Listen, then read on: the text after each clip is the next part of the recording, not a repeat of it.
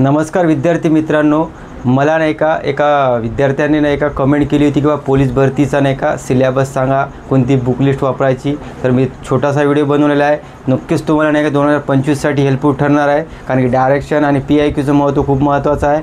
ते तुम्हाला मी थोडक्यात सांगतो. तर आपल्याला नाही का एकूण मराठी, गणित, बुद्धिमत्ता, GS असे एकूण 4 विषय आहे आपल्याला. परंतु मराठी, गणित आणि बुद्धिमत्ता एकूण नाही का 75 मार्काला येतात. म्हणजे हे तुमचं नाही का कोअर टॉपिक आहे. हे याच्यामध्ये मार्क घेणं तुम्हाला फार इझी जाते, कारण की हे पूर्ण रिपीटिव्ह क्वेश्चन असतात आणि तुम्हाला ते इझिली जर आपण व्यवस्थितपणे जर ॲनालिसिस करून जर अभ्यास केला तर नक्कीच याच्यातमध्ये तुम्हाला नाही का जवळपास 60+ मार्क भेटण्याची शक्यता वाढते. फक्त करायचं काय नेमकं सांगतो. मिनिमम बुक्स ठेवायची, मॅक्झिमम रिव्हिजन करायचं आणि PIQले फार होल्ड करायचं. PIQबद्दल सांगणार आहोत मी पुढं. मराठीत आपल्याला एकूण 25 प्रश्न येतात, गणितचे 25, बुद्धिमत्ताचे 25, म्हणजे हे 75 असतात 100पैकी.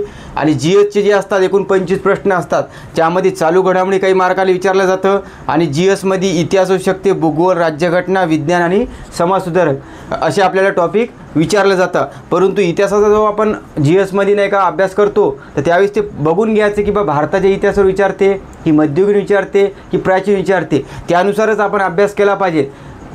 त्यासाठी तुम्ही नाही का PIQच बघा. त्यानंतर भूगोलवर बघून घ्यायचं, भारताच्या भूगोल विचारत आहे की महाराष्ट्राच्या आहे, स्पेसिफिक ठरवायचं आपल्याला. समजा जागतिक भूगोल एखादा प्रश्न आहे आणि खूप डाटा आहे तर ते स्किप करायचा.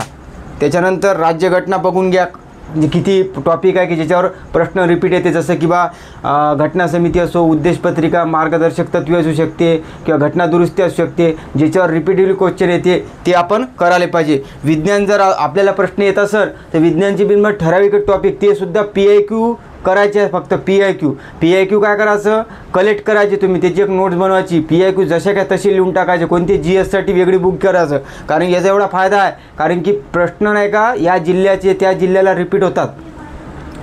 तर चालू घडामोडीसाठी नाही का लक्षवेध आणि सिम्प्लिफाईड पब्लिकेशन यापैकी एक वापरू शकता तुम्ही. आणि ते सुद्धा नाही का आपली एक्झामच्या 6 महिन्यापूर्वीचं जरी वाचलं तर फार सफिशियंट आहे, कारण की 1-1.5 वर्षाचं विचारत नाही तुम्हाला. त्यामुळे आणि याच्यासाठी तर चालू घडामोडी पेपर तर कसेच वाचू नका. एक तुम्हाला ॲडवाईज आहे, कारण की तुम्हाला UPSC करायची नाही आहे, तुम्हाला फक्त परीक्षा पास करायची आहे. त्यामुळे लक्षवेधचे ठराविक वाचायचे, ते सुद्धा डिटेल वाचायचं नाही. टॉपिक आपल्याला ऑनलाईन कशी बनते MCQ, जसं की बा आपल्याला महिला संबंधी जर विधेयक आलं ते डायरेक्ट विचारील की महिला संबंधी जी आरक्षणाची तरतूद आहे कोणत्या घटना दुरुस्तीत आहे, किती टक्के आरक्षण आहे, बस इतकं. बाकी याच्यात जायचं नाही की बा कुठं आहे का किती टक्के आहे, कोणता देश होता पहिला, काही येत नाही आपल्याला. फक्त रिलेटेड येते तेवढंच करायचं. त्यामुळे तुम्हाला नाही का इझी जाईल. आणि यांच्यासाठी मिनिमम एक बुक्स वापरायचं. मराठीसाठी बाळासाहेब शिंदे फार सफिशियंट आहे. गणित बुद्धिमत्तासाठी सतीश वशे किंवा सचिन ढवळे सरचं पुस्तक तुम्ही वापरू शकता. दोघांपैकी एकच वापरायचं. आणि जर तुम्हाला जर गणित ITमध्ये जर प्रॉब्लेम असेल तर नक्कीच क्लास करा.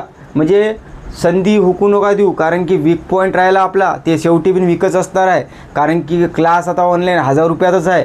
या सरांचे सुद्धा तुम्ही क्लास केले ना, सचिन ढवळे सर फार कमी किमतीत तुम्हाला ते उपलब्ध करून देतात. तर तुम्ही नाही का नक्कीच नाही का जे विषय तुम्हाला येत नाही त्याचे तुम्ही क्लास लावायला पाहिजे. मराठी असलेसुद्धा ITसाठी नाही का एक अनिल अंकलची घ्यायचा, कारण की फार छोटं पुस्तक आहे आणि क्वेश्चन्स फार म्हणजे सॉल्व होऊ शकते तुमचे त्याच्यातून. त्याच्यानंतर मी एक PIQ ॲनालिसिस बुक आहे एक, ज्याच्यामध्ये नाही का पोलीस भरतीचे आत्तापर्यंत 24चे झालेले जे पुस्तक आहे ते तुमच्यापाशी असलंच पाहिजे. कारण की PIQ जर तुम्ही वाचत नसेल सर्व जिल्ह्याचे आणि त्यानुसार तुमचे डायरेक्शन ठरत नसेल तर रिझल्ट तुमचा येणार नाही 100%. त्यामुळे PIQ ॲनालिसिस बुक जे आहे ते नोबल पब्लिकेशनचं मी रिकमेंडेशन करतो. परंतु तुम्ही इतर म्हणजे पब्लिकेशनसुद्धा घेऊ शकता, त्याच्यासाठी काही नाही. परंतु नुसतं 24चे पेपर करायचे का नाही, सध्या तर 24चे करायचे, जुनेपर्यंत जायचं. 23, 22 खूप मोठा सोर्स आहे. टेट सिरीज तर मुळीच राहू नका, PIQच वाचायचे. आणि कसं करायचं, मराठीमध्ये 25पैकी 25सुद्धा मार्क भेटते तुम्हाला. तुम्ही पाहिलं असेल गणितमध्ये नाही का 20+ मार्क भेटते आणि पूर्ण PIQ रिपीट आहे. ते तुम्हाला कुठून समजणार आहे, या असा ॲनालिसिस बुकमधून ते तुम्हाला कळणार आहे. आणखी जर सांगायचं झालं तर GSसाठी काय करायचं, जे तुमचे 2024मध्ये झालेली आहे त्याच्यातले प्रश्न वाचायचे आणि ते काय करायचे त्या GSच्या बुकमध्ये लिहायचे. तुम्हाला एक नाही का ऑलरेडी PIQची GSच भेटून जाणार आहे आणि त्याच्यातले मॅक्झिमम क्वेश्चन रिपीट होणार आहे.